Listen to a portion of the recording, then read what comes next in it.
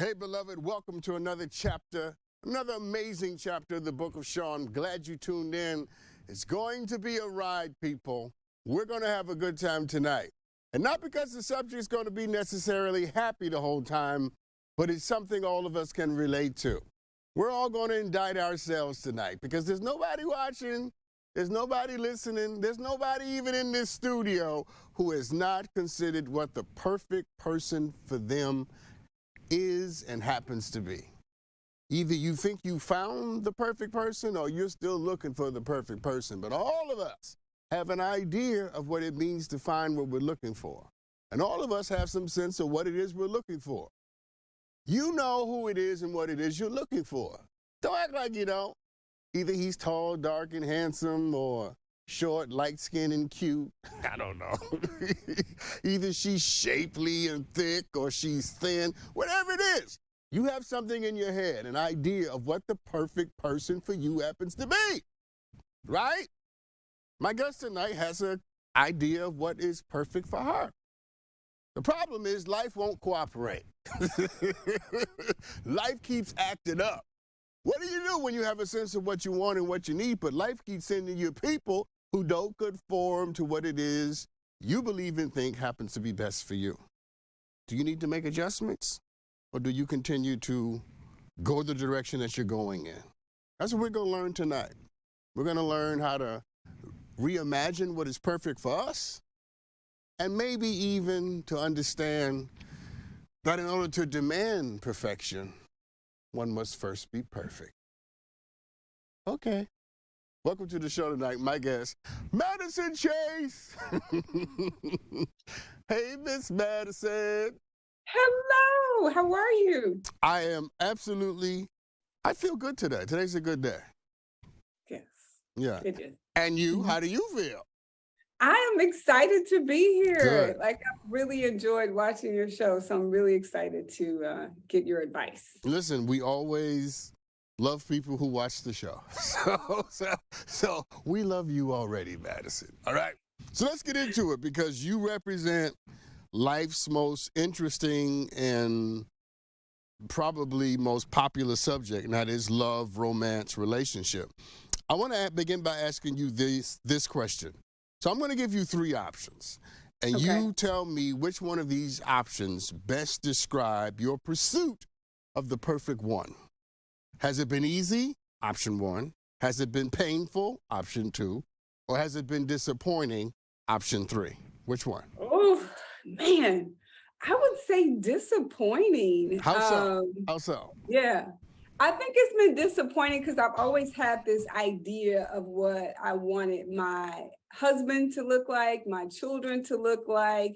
And I've always had this image that I would have kids that looked like me, that I would have a little girl who looked like Lupita Nyong'o, like the little version of her, just beautiful. But so I think, not actually meeting that person that kind of would help me get to that, that dream that I've always had for myself in relationships. And then I have really great friends who I've seen them do relationships well. And so I think for me, having that best friend zone that turns into something more, it hasn't happened for me. So I think I'm really leaning into opening my borders to more nationalities. And that's a hard place for me to be, especially considering the times that we're in, that I am very pro community. I'm very pro HBCU. I'm very pro all of those things. So, leaning into what I think would possibly be ideal for me, because I'm a different kind of Black girl. So, I'm eclectic, I'm an artist.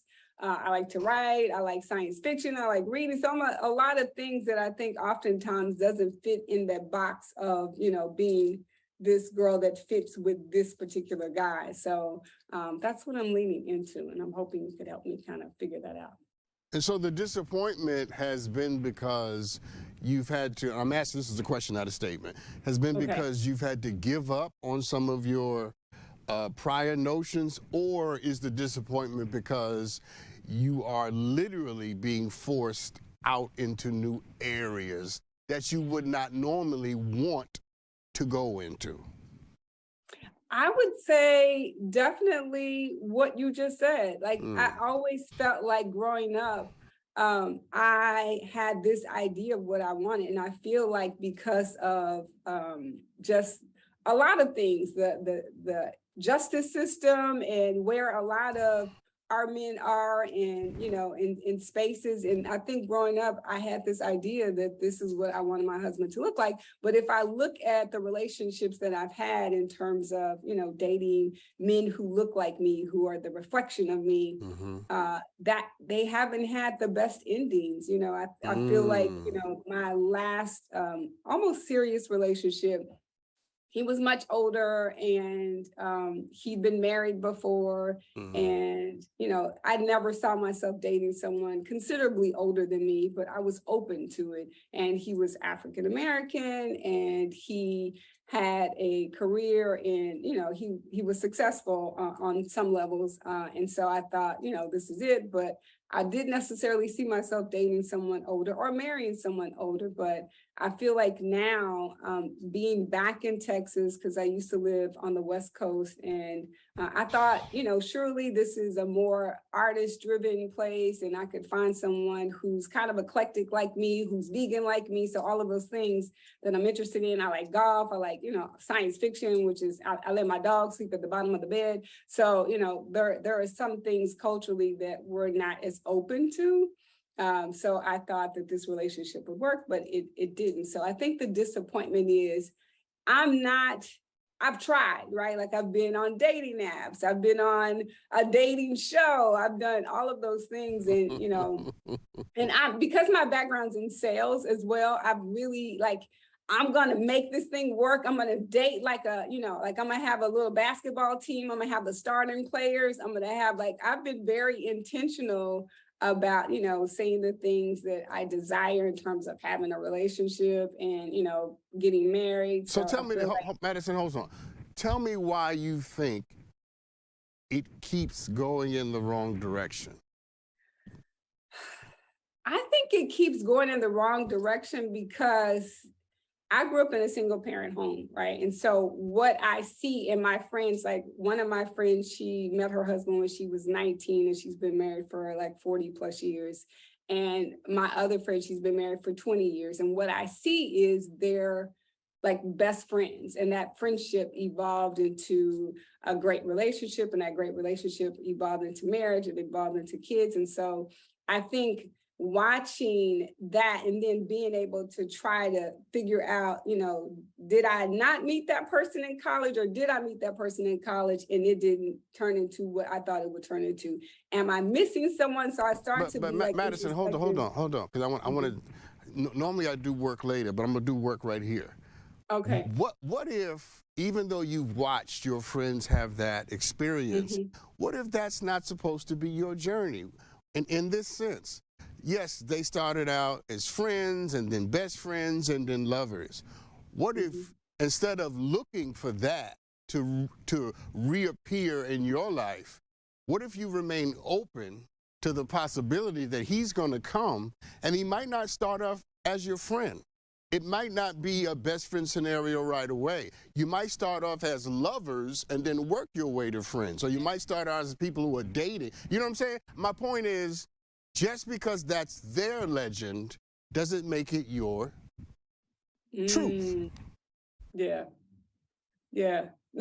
I'm totally open to that. I just think the lovers part will be hard for me because I am a believer in. Okay, but I don't want. When I say beloved, we're going to talk about that later on because I know what you're going to say. I don't necessarily mean that y'all in the sheets, Okay. You met yesterday, and now I mean, you don't necessarily start out as best friends or friends, but in a normal dating scenario, you start out as people who are romantically interested in each other. I guess the point is this: your journey will not be like the journey of your friends.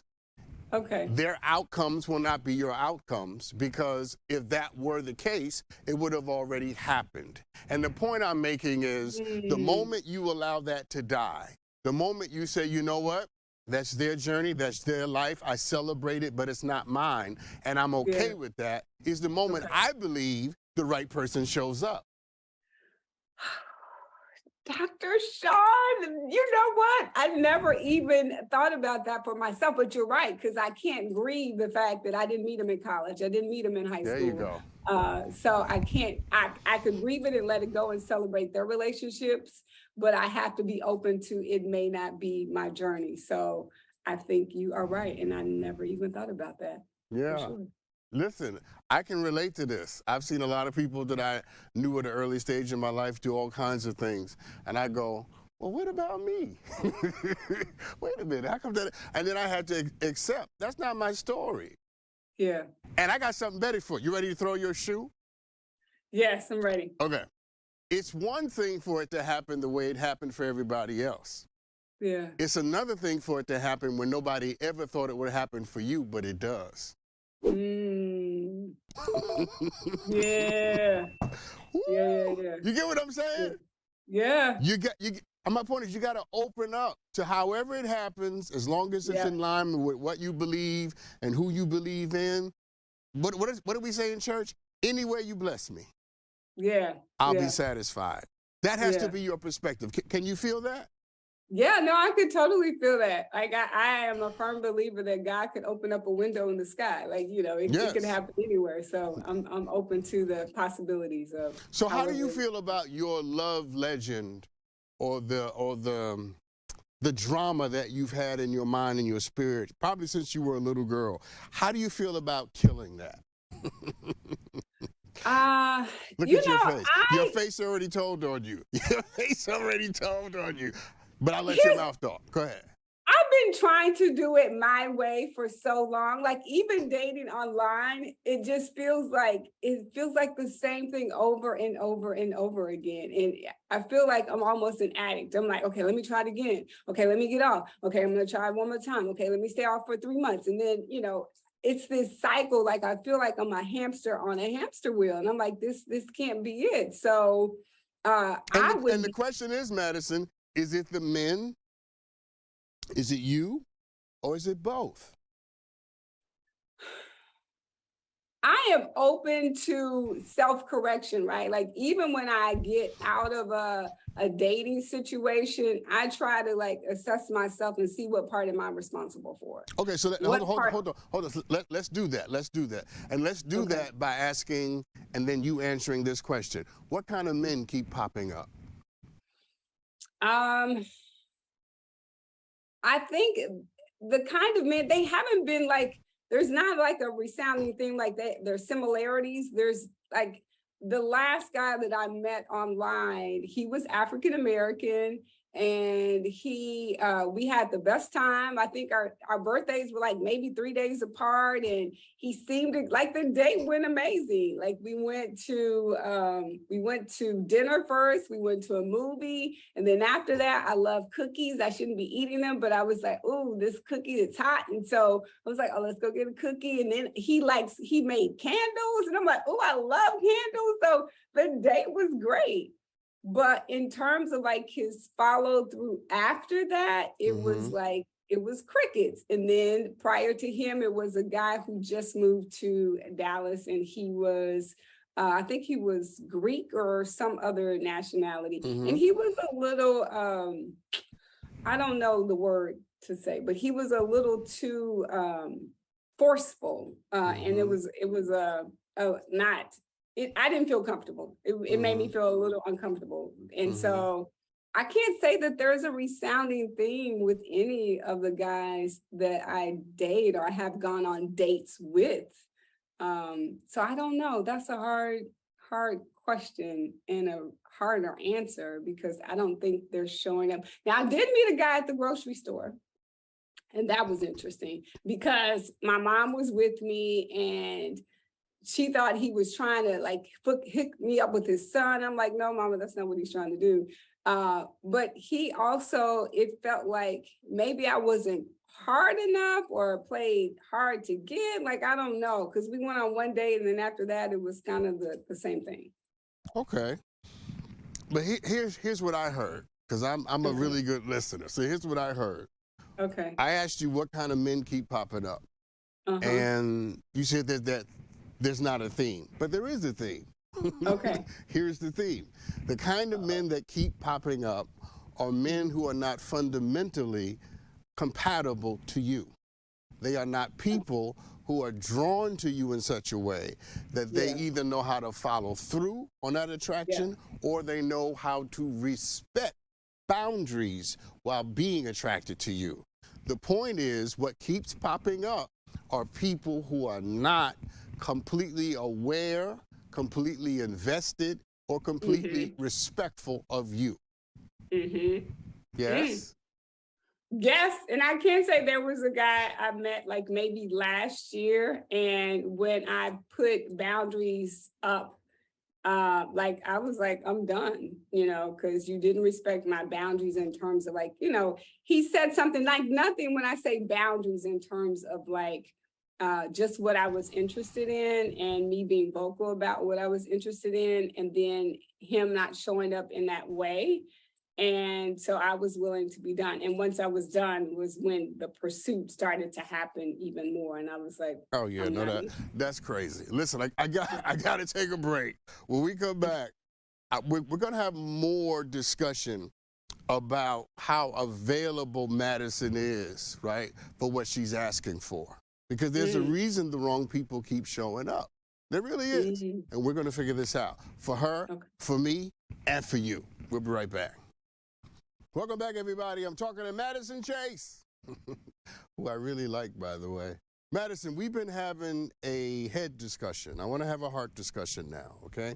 Which means I want you, because you are smart and you are thoughtful and you are well-spoken, but I want you to climb down out of your head and into your heart.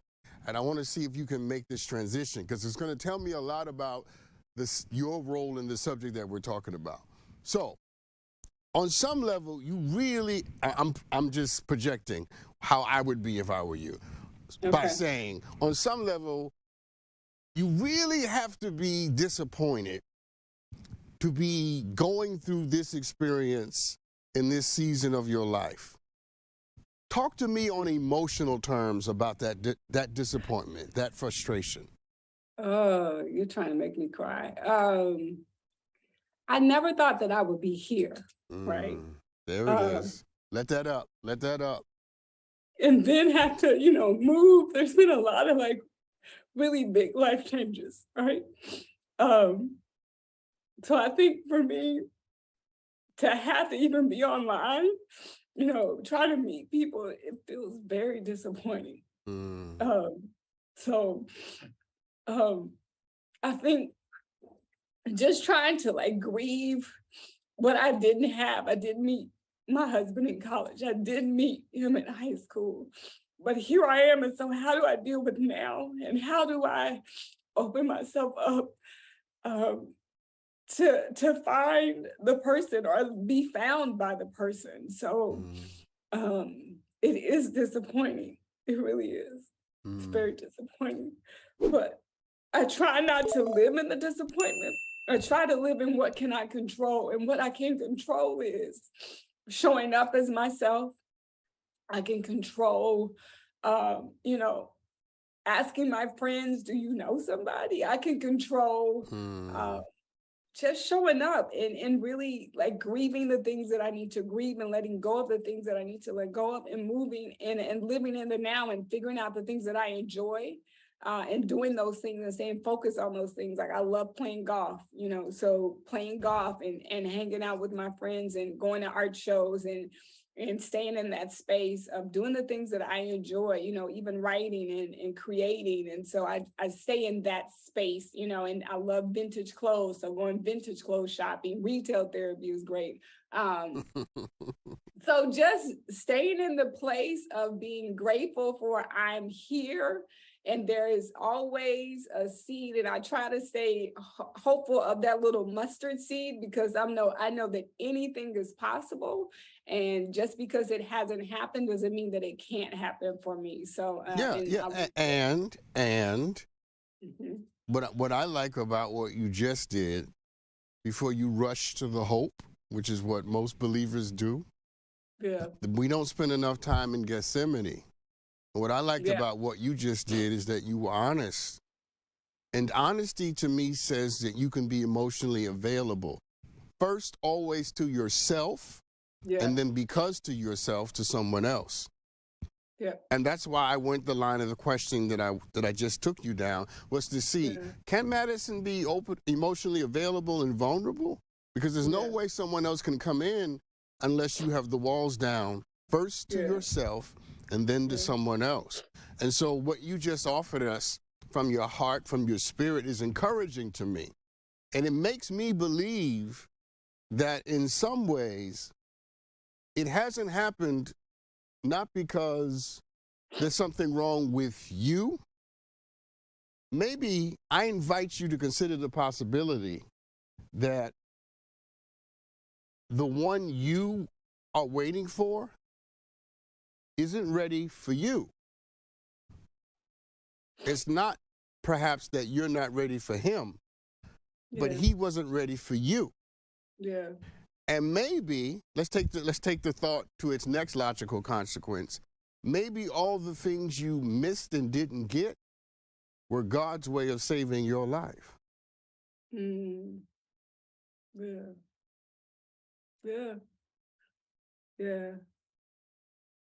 I agree with that. I think, for me, I grew up in a very, it wasn't strict in the sense that I grew up in church like the typical sense, but I just remember, being introduced to, girls that were having kids at a really early age. And I knew I didn't want that. And so I think I have to Madison, kind of, I'm sorry to cut you off. I'm sorry, forgive me, because I want to make sure I get this in. Tell me what you're looking for. I need to hear, 'cause I haven't asked you this yet. So when you think okay. of him, describe him from the crown of his head to the soles of his feet. Go ahead. I want someone who is close to his family, someone who takes care of himself, someone who has charisma, someone, of course, who has all their teeth. That would be nice. Someone that I'm attracted to. And I'm attracted to people who are nice to people when they can't do anything for you.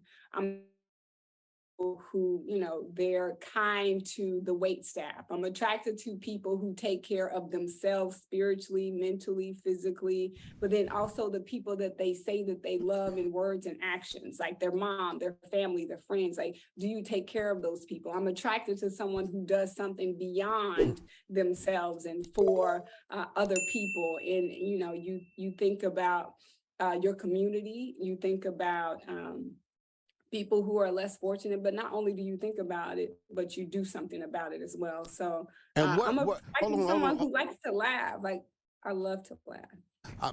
I'm sorry to cut you off, but I want to make sure I get this. What role do you want them to play in your life?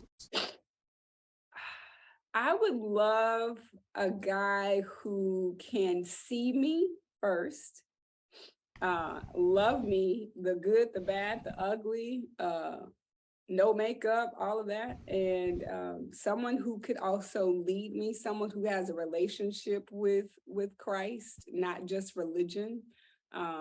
And someone who could pray over me and like it's not their first time, like they're not new to doing that.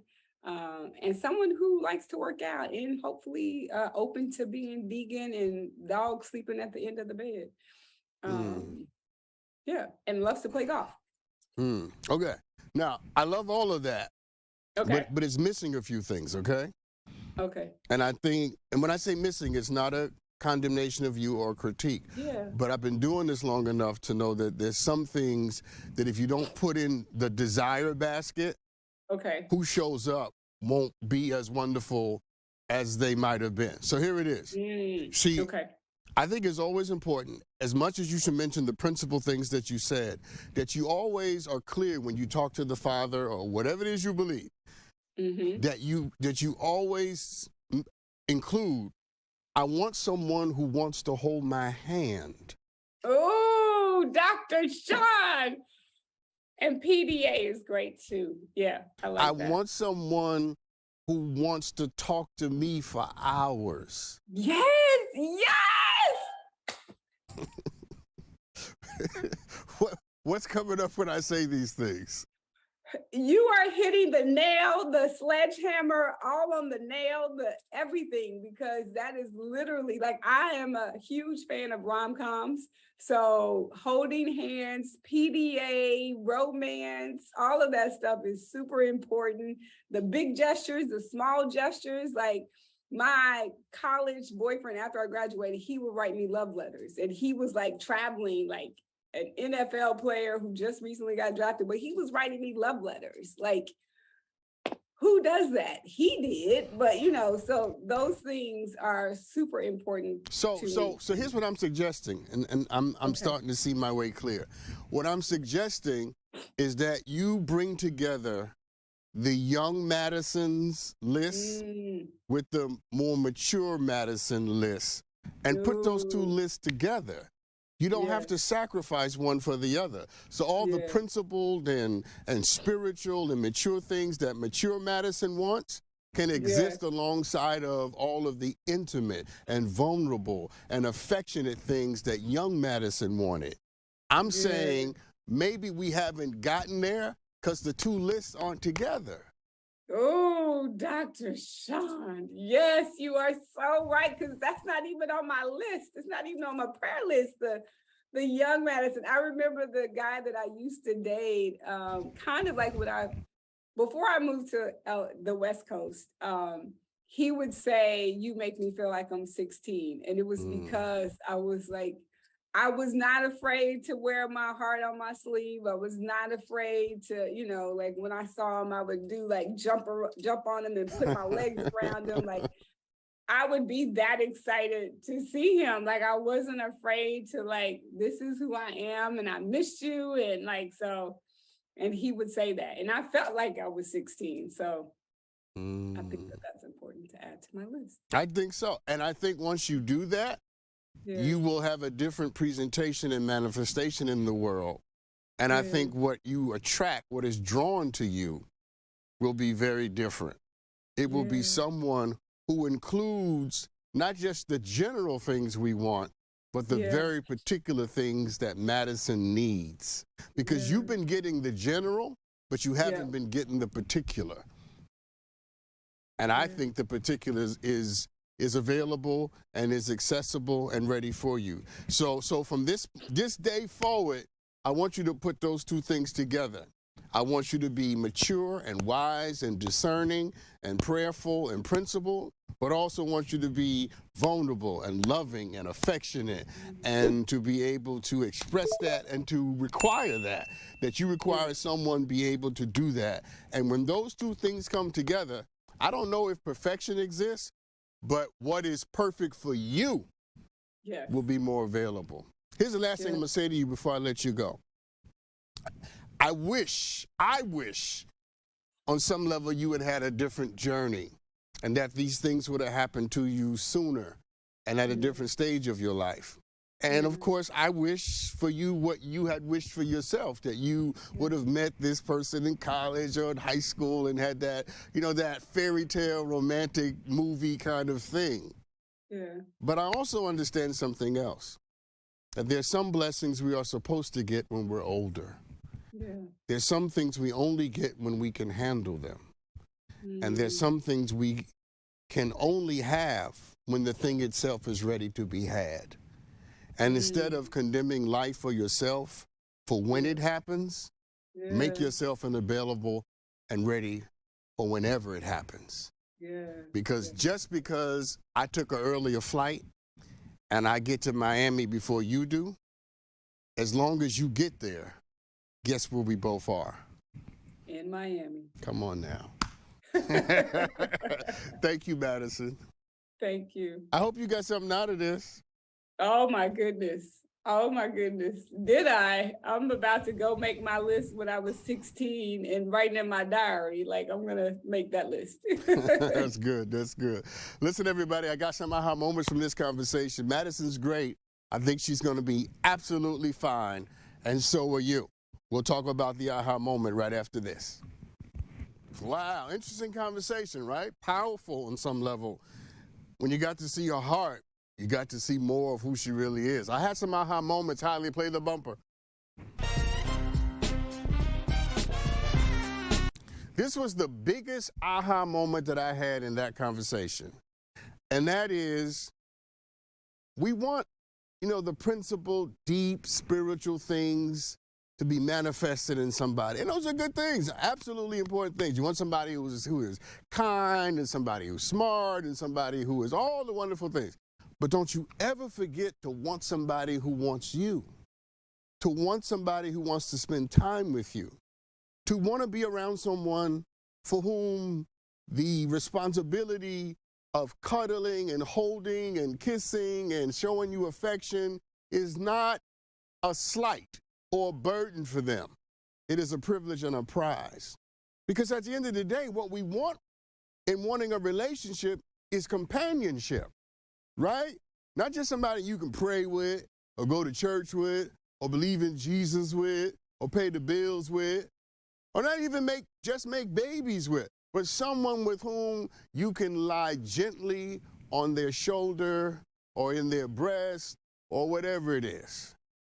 That's important. And make sure you make that a part of all the things you look for when you're looking for somebody. Somebody who is a safe place for you to lay your heart and a wonderful place for you to rest your hand. I'm trying to tell you. Anyway, let's do some Ask Dr. Sean. Holly, play that bumper too, man. You guys always send me amazing videos, and this one is no different. Take a look at it. Hey, Dr. Sean, my name is Derek. I need some advice. I've been dating someone for a few months now, and their cooking isn't just bad, it's horrible. What do you recommend I do? That you learn how to cook? That's what I recommend. That's what I recommend that you do, sir. That you learn how to cook, or that the two of you learn how to cook together. See, my answer, as curt as it was, is intended to be curt and short and flippant, because if you have somebody who has 98% of everything that you want and the only thing they don't do well is cook, that's something you can get over. Like, that's not big on the list of problems to have with people. Like, I know people who would love to be in a relationship with somebody where the only thing they could complain about was the fact that they didn't cook well. Because those people are in relationships with other people for whom and for which the list of things that are problematic are as long as my arm, if not longer. Sometimes you got to see the blessing in the things that don't seem to be blessings. And if that literally is the biggest thing you can complain about, not only is it fixable, but it is a mercy, in the words of Toni Morrison. It's a mercy. You see, this is actually an opportunity. Sometimes when you find that someone has a flaw or a defect or something that they don't do well, it's actually the universe or God's way of giving you a chance to get to know them better and to have a greater connection in the area, not just of their deficiency, but also in the area of what you aspire to accomplish together. I'll say it simply. Why don't the two of you go to cooking class together? And crack eggs and, mix butter together. That can be fun. It could also be romantic. If you do it at home, it could be sexual. I don't know where that came from. But anyway, this is an opportunity for both of you to grow. It's a chance for you to understand something that Madison, my guest tonight, is also going to have to understand, is that there are no perfect people. Everybody comes with a list of things that don't make sense and are not always great. Okay? But if you can deal with that, and I know you can, you might have something special. Run to the special, and don't let the things that make it somewhat problematic ruin the big thing that's wonderful for you. All right, somebody email me this question. I'm going to Mexico to celebrate my friend's birthday. The man who I just started dating offered to go with me and try to pay for the trip.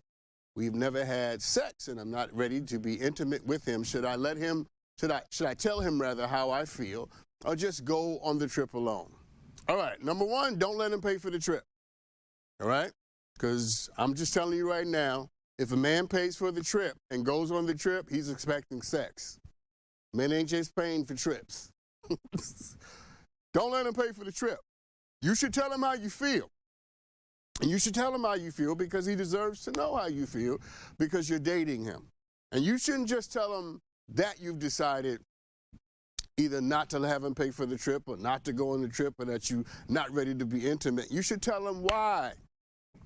I tell you all the time, don't just give people the conclusion, give them the narrative, the story, the journey, and they'll line up with the conclusion twice as fast.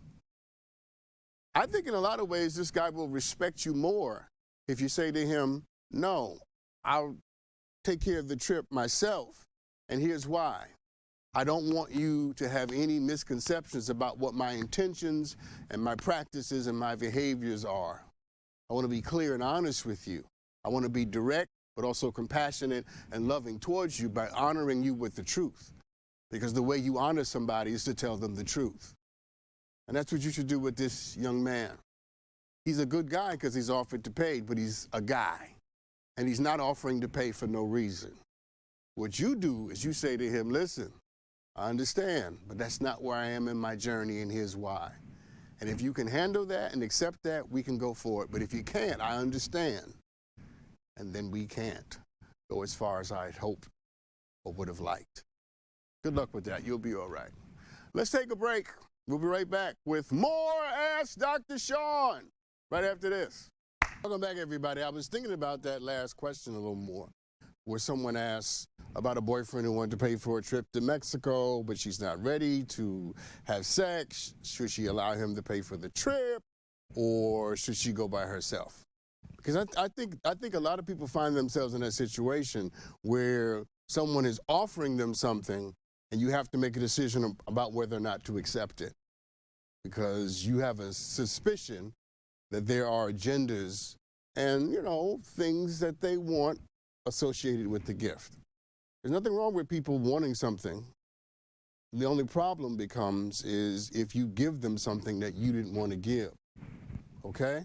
And whenever you have a sneaky suspicion that somebody might have an agenda or there's strings attached, trust that feeling and address the situation from that perspective, and everybody will be better when it's all over. You may not be together, but you don't have to be together to be better. All right. Someone DM'd me this question, and I'll read it to you now. My boyfriend's close relationship with his former coworker makes me uncomfortable, but he does not seem to care. How should I handle this? And could this be a sign that he's cheating with her? Well, not necessarily, okay? Unless you have a strong intuition or reason with evidence to believe that he is, I think it does not, I can't see that, it does not behoove anybody, you know, to sort of project onto this guy something that's actually not happening. You follow what I'm saying? I think the more important thing is for you to be honest with him about the relationship that makes you uncomfortable, and then to proceed from that, to be strong enough to make a decision in light of what he's not willing to do. Okay? See, it's not really on him to decide what you will accept and what you won't accept. You've made a requirement, you've asked him for something, and he is unwilling to provide you with the kind of adjustments in the relationship that your maybe insecurities require. So here's the question. Since you asked me a question, I'll ask you one. What are you going to do now? Now that he's decided not to acquiesce to what you want, are you prepared to move forward with him, knowing that he might still be connected in this way, or without him? Understanding that what you thought might be another relationship, might not be another relationship. See, at the end of the day, this is an opportunity for you to have more security and more clarity in the decisions that you make. Now, should you have a problem with the fact that he's close to a coworker who, you know, he may or may not have something going on with? I don't know. It all depends on the integrity and the character of the person you're dating. Sounds to me that you don't trust his integrity and you don't trust his character. You probably have a reason for not trusting that. You should probably listen to that intuition. And then it's not up to him. It's up to you, okay? Because I promise you there's life without him.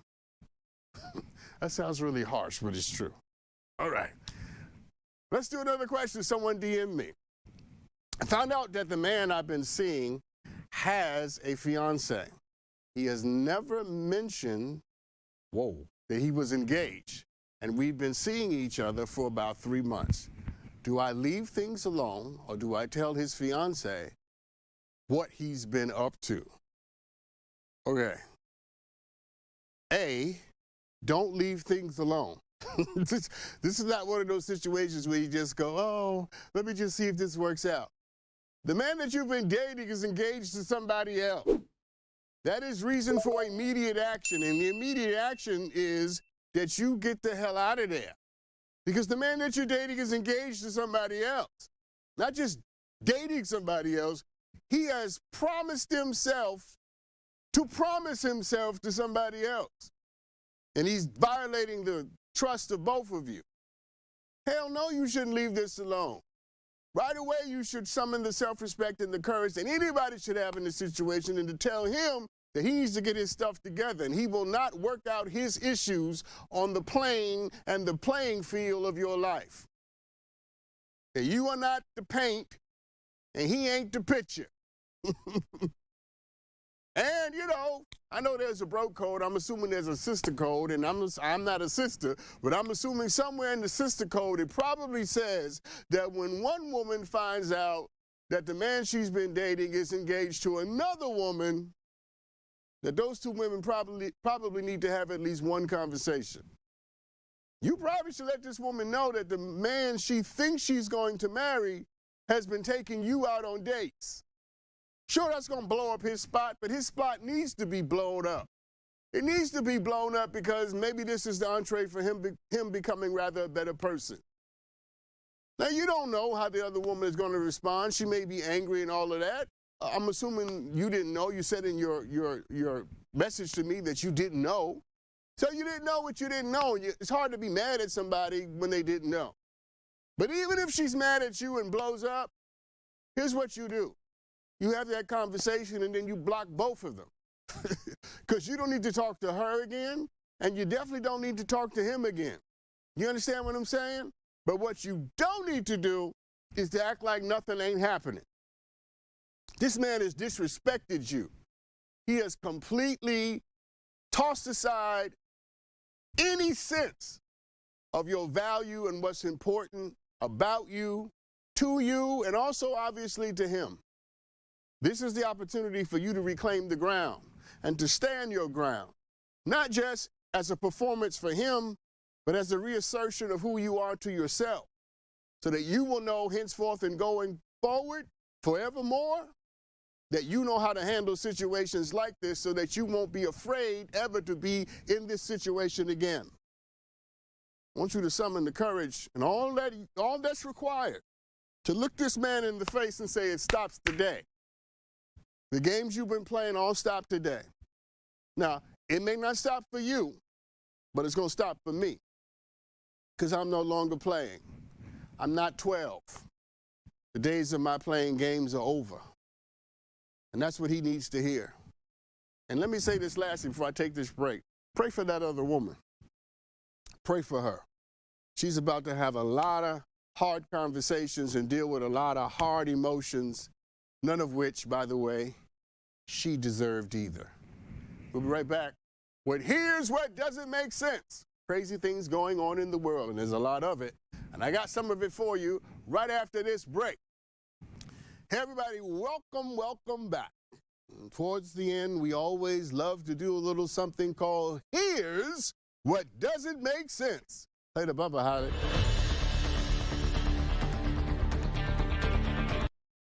Highly cut me off. He's so rambunctious. All right, listen to this. This is an interesting story, okay? Settle down, people. Listen to this. Babies born in South Korea. The government assigns to all babies born in South Korea a year at the moment of their birth. So when you were born in South Korea, and you go, 9 months, 3 months, 6 months, 9 months, and then a year at South Korea, no, that first year is your year. So when you come to your first birthday in South Korea, you're actually 2. You get it? In America, you work your way up to 1, but in South Korea, you start that way. So your first birthday is actually your second birthday for them. It's interesting, is it not? But in South Korea, recently they just passed a law saying that they're going to change that. And so now, everybody who thought they were one age are about to be another age.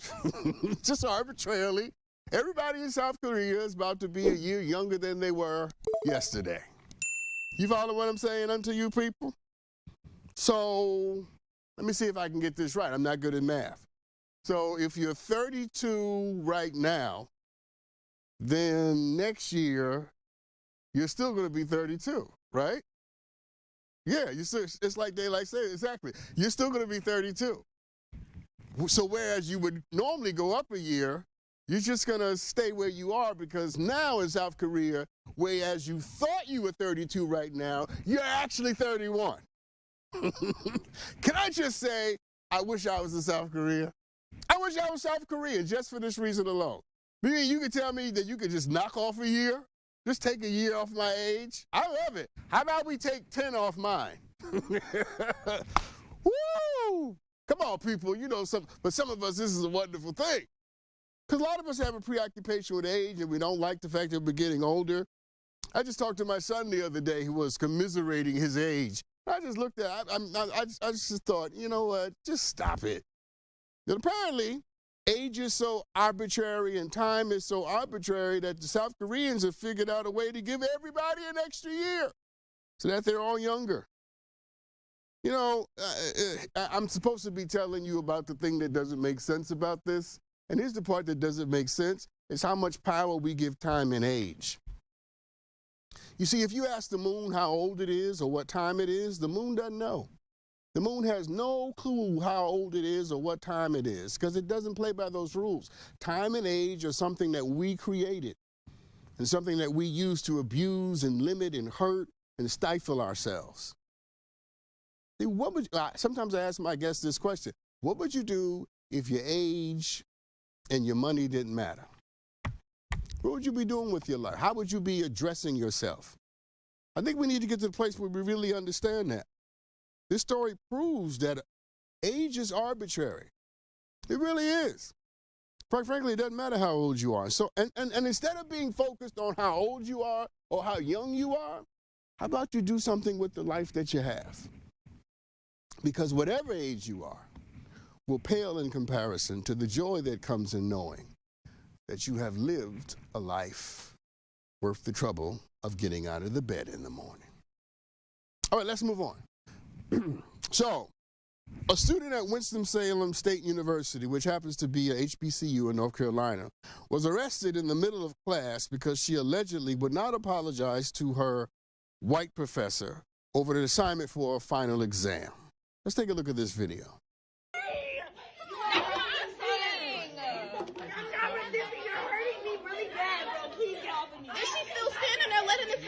Exactly. Wow. So Layla Hamoud was handcuffed and let out of the class by campus police because of a disagreement that she had with her professor, Dr. Cynthia Villa-Gomez. So here's apparently what happened. The professor told the students 6 hours before a group project was due that the project that was going to be presented in the class needed to be redone because it was done incorrectly. Then apparently the student refused to comply with the professor's request.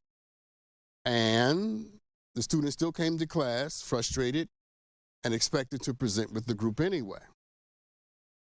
That's when the professor and the student then got into a shouting match with each other, which ultimately ended with the professor asking the student to leave the classroom, the student saying that she would not leave. The professor calls the campus police, and what we saw in the video and what we see there on the screen is the student being arrested.